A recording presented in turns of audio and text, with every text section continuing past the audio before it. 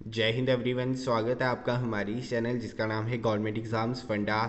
मोदी रोजगार 2 के ऊपर जो है आज हम बात करेंगे।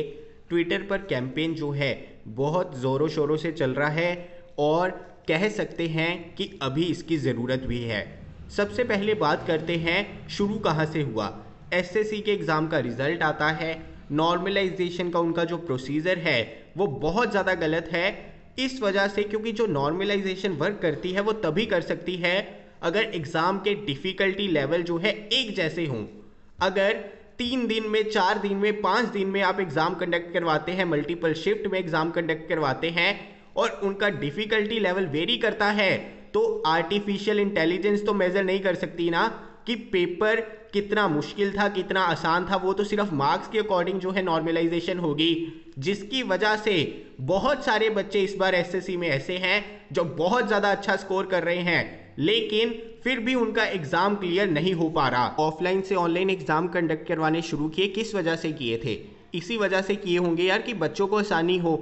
इसी वजह से किए होंगे आपने कि कमीशन को प्रिपेयर करने में आसानी हो रिजल्ट। इसीलिए किए होंगे कि आप जल्द से जल्द जो है प्रोसेस को कंप्लीट कर सके। लेकिन हो तो इसका उल्टा रहा है।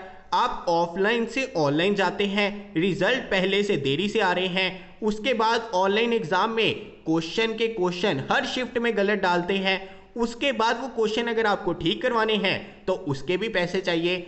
अगर आपको पैसे चाहिए तो आप पहले ही कह दीजिए कि यार एग्जामिनेशन फीस हम 500 लेंगे, 600 लेंगे, 700 लेंगे, हमसे कम एग्जामिनेशन फीस लेकर एग्जाम कंडक्ट नहीं करवाया जा रहा। आप कह दीजिए बच्चों को, एटलीस्ट जो उनसे पैसे ले रहे हो, उनका एग्जाम कंडक्ट करवा रहे हो, तो उसका एक प्रोसेस और प्रोसीजर तो फॉलो अप करो। अगर आप नहीं कर सकते, सेम डिफिकल्टी लेवल के पेपर नहीं डाल सकते, तो आप ऑफलाइन पे आ जाओ यार। कम से कम तसल्ली तो रहेगी कि एक ही दिन सभी ने पेपर दिया, एक जैसा पेपर दिया।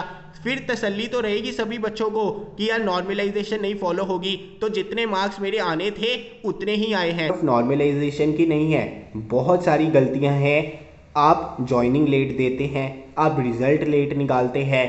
बात सिर्फ सेंट्रल गवर्नमेंट की नहीं है, स्टेट गवर्नमेंट भी इसमें पीछे नहीं है। सिर्फ और सिर्फ यूथ को यूज़ किया जा रहा है वोट्स के लिए। अब मैं पंजाब से हूँ, पंजाब की ही बात कर लो। 2017 में हमारी कैप्टन सरकार जो है आई थी, captain Amarinder Singh chief minister बने थे पंजाब के। 2017 से लेकर 2021 आ गया है, इन्होंने वैकेंसीज नहीं निकाली और अभी पता है कि अगले साल इलेक्शन है, तो अब कह रहे हैं कि इसी साल सारे एग्जाम्स कंडक्ट करवा देंगे, इसी साल जो है वैकेंसीज ही वैकेंसीज लेकर आएंगे और पंजाब के यूथ को वैकेंसीज देंगे। अब ये क्या है? आप 4 साल वैकेंसीज नहीं निकालते। हम क्या मान के चलें कि 2021 में अगर आपने वैकेंसीज निकाली हैं तो आप फिर 2026 में जाकर वैकेंसीज निकालेंगे जब अगली सरकार आएगी। तो 5 साल बीच के हम निकाल दें। 2021 में जिस बंदे को जॉब नहीं मिली वो मान के चले कि भाई उसे 2026 तक जॉब नहीं मिलेगी। अब पंजाब की ही बात ले लो, यहाँ पर कोई एग्जाम निकलता है ग्रुप ए का तो उसके लिए 3,000 रुपये फीस जो है जमा करवाई जाती है। 3,000 कहने को अमाउंट है, मेरे को नहीं लगता कि पंजाब के अलावा कोई भी स्टेट ऐसी होगी जहां पर एग्जामिनेशन फीस जो है 3,000 ली जाती है। 3,000 लगता है कि यार पंजाब बहुत ज़्यादा अमीर स्टेट है जहां पर लोगों से बस पैसे लेते रहो। आप कोई भी एग्ज़ाम लाते हैं, उनसे पैसा इकट्ठे करते हैं बच्चों से, फिर एग्ज़ाम नहीं निकालते, वैकेंसीज निकाल देते हैं 10-20 ताकि पूरा पंजाब वैकेंसीज भर दे। बेरोजगारी ज़्यादा, उसका फ़ायदा उठाते हैं। अब सिस्टम बदलना होगा। मुझे पता है, मेरा शुरू से यही मानना है कि यार सरकार का काम वैकेंसीज देना नहीं होता, लेकिन सरकार का काम एक होता है कि ऐसा इन्वायरमेंट देना जहां पर वैकेंसीज जनरेट हो सके।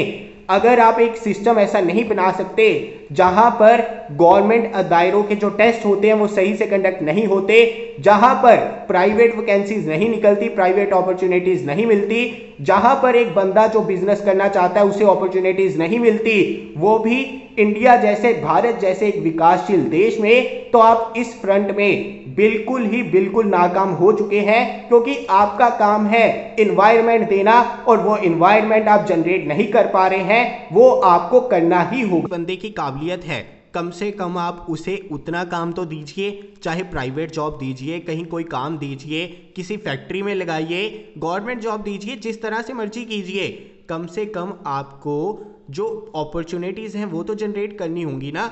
अब इंडिया में ये हाल हो गया है कि उसके भी कोई रूल्स नहीं है। एक बीटेक करके बंदा निकलता है, उसके बाद उसे 4,000, 5,000, 6,000, 7,000 की जॉब मिल रही है। बहुत सारे बच्चे 5 से 10,000 पे काम कर रहे हैं और बहुत ज़्यादा पढ़े लिखे होने के बाद मान लिया कि अगर एजुकेशन का स्तर अच्छा नहीं है तो एजुकेशन का स्तर अच्छा कीजिए। अगर आपको यूथ में कमियां दिख रही हैं तो भाई यूथ को सिखाइए, उनको काम सिखाइए और उनको कहिए कि आप ये काम सीखिए, इसके बाद हम जॉब देंगे, उसकी गारंटी लीजिए ना। आप चीज़ों को सुधारिए। अगर आपको कोई प्रॉब्लम दिखती है तो उसे सुधारिए। इसके अलावा यहाँ पर लोग और कोई काम क्यों नहीं करना चाहते? क्योंकि कोई मिनिमम वेजेस ही नहीं है। यहाँ पर भी जैसे बाहर के देश हैं, अगर वहाँ पर 1 घंटे के $13 मिलते हैं, $15 मिलते हैं, आप यहाँ पर भी इस तरह का कल्चर लेकर आइए। आप कहिए कि यार कोई भी बंदा अगर काम कर रहा है, दिन में 10 घंटे कर रहा है, 20 घंटे कर रहा है, तो उसको कम से कम इतने वेजेस मिलेंगे ही मिलेंगे। वो भी आप डिसाइड नहीं कर पाते। कोई रूल, कोई रेगुलेशन नहीं है, जिसकी वजह से एक बंदा गवर्नमेंट जॉब के पीछे ही भागता है। वो कोई और काम क्यों नहीं करना चाहता? वो बाहर जाएगा तो उसे पता है कि कोई भी बंदा उन्हें 5 से 10,000 से ज़्यादा नहीं देगा। उन्हें घर चलाने के लिए अच्छी जॉब चाहिए और सरकारी नौकरी में ठीक ठाक पैसे होने की वजह से हर बंदे को सरकारी नौकरी चाहिए होती है। आप बाहर इस तरह की अपॉर्चुनिटीज क्रिएट करिए कि भाई कोई काम बड़ा छोटा नहीं होता, आप आकर काम करिए। आप अगर बाहर आकर कोई भी काम करेंगे तो आपको कम से कम 1 घंटे के इतने पैसे मिलेंगे। 1 घंटे का आपको 500 मिलेगा, 1 घंटे का 400 मिलेगा, तो वो बंदे भी काम करने आएंगे। तो कुछ तो आप रूल्स एंड रेगुलेशन चेंज करिए, कोई प्रोटोकॉल्स लेकर आइए, मिनिमम वेजेस डिसाइड करिए कि घर का खर्चा चल सके। आप सभी दाम बढ़ा रहे हैं। आप कोई भी चीज़ ऐसी नहीं है कि जो इसके प्राइसेस बढ़ नहीं रहे, वैकेंसीज कम हो रही हैं, सैलरीज आप घटा रहे हैं, सैलरीज प्रोग्रेसिव नहीं है, इंक्रीज नहीं होती, टैक्स आप इकट्ठा करते रहते हैं, तो आम लोग जो हैं वो कहां पर जाएंगे? एम्प्लॉयमेंट अगर इशू है तो अंडर एम्प्लॉयमेंट भी इशू है। अंडर पेड जॉब्स जो हैं उसी की वजह से बहुत ज़्यादा लोगों को क्या चाहिए? गवर्नमेंट जॉब चाहिए, क्योंकि उन्हें सिक्योरिटी नहीं मिलती। आप जॉब्स क्रिएट करिए। अंडर एम्प्लॉयमेंट क्यों देते हैं आप यार? बहुत सारे बच्चों को उनकी काबिलियत से नीचे काम करना पड़ता है। हर तरह की जॉब्स इंपॉर्टेंट है। अगर प्राइवेट जॉब्स इंपॉर्टेंट है तो गवर्नमेंट जॉब्स भी इंपॉर्टेंट है। सेल्फ एम्प्लॉयड बंदे चाहिए तो एग्रीकल्चर भी चाहिए। हर एक तरह की चीज़ें जो है होनी चाहिए। आपको हर एक सेक्टर के ऊपर ध्यान देना होगा, हर तरह के लोगों को साथ लेकर चलना होगा।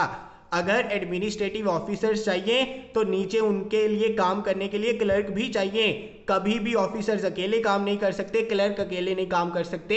हर तरह का वर्क कल्चर जो है यहाँ पर आपको लाना होगा, यहाँ का वर्क कल्चर आपको चेंज करना होगा। अगर आपको लगता है कि लोग मेहनती नहीं है तो आप लॉज ऐसे लेकर आइए, स्ट्रिक्ट लॉज लेकर आइए। आप एक एक चीज़ को मॉनिटर करिए, नई पॉलिसीज़ बनाइए। आपके पास एडमिनिस्ट्रेटिव ऑफिसर्स हैं, आईएएस ऑफिसर्स हैं, उनकी मदद लीजिए, नई नई पॉलिसीज़ निकालिए। और लेकिन पॉलिसीज़ ही मत निकालिए, उसे ग्राउंड लेवल पर इम्प्लीमेंट भी करना सीखिए। इसमें मैं आपको सिर्फ और सिर्फ यही कहना चाहता हूँ कि यार एक दिन में चेंज नहीं आता, लेकिन एक दिन चेंज जो है ज़रूर आएगा।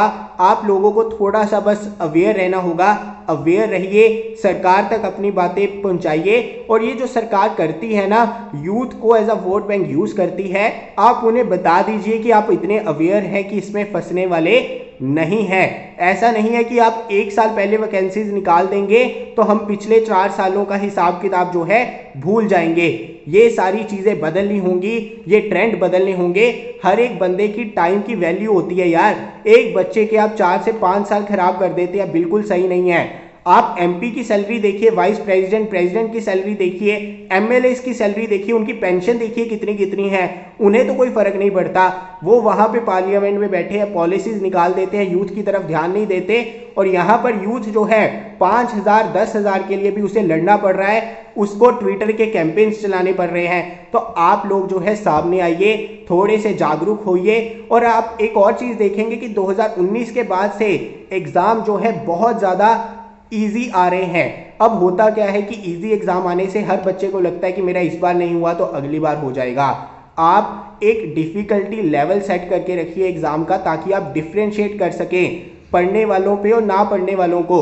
और जो बंदे एग्जाम क्लियर नहीं भी कर पाते उनके लिए और अपॉर्चुनिटीज होनी चाहिए ताकि वो बेरोजगार ना रहें। यही मेरी सरकार से दरखास्त है। और आप सभी लोग जो है अवेयर रहिए, ट्विटर कैंपेन को सपोर्ट करिए, क्योंकि रोजगार आपका हक है, एम्प्लॉयमेंट चाहिए और अंडर एम्प्लॉयमेंट भी नहीं चाहिए। याद रखना, ऐसा नहीं है कि एम्प्लॉयमेंट आपको मिल गई, आपको काम भी चाहिए और वैसा काम चाहिए जितनी आपकी काबिलियत है। बस यही चीज ध्यान रखना। मिलता हूं अगली वीडियो के साथ। जय हिंद।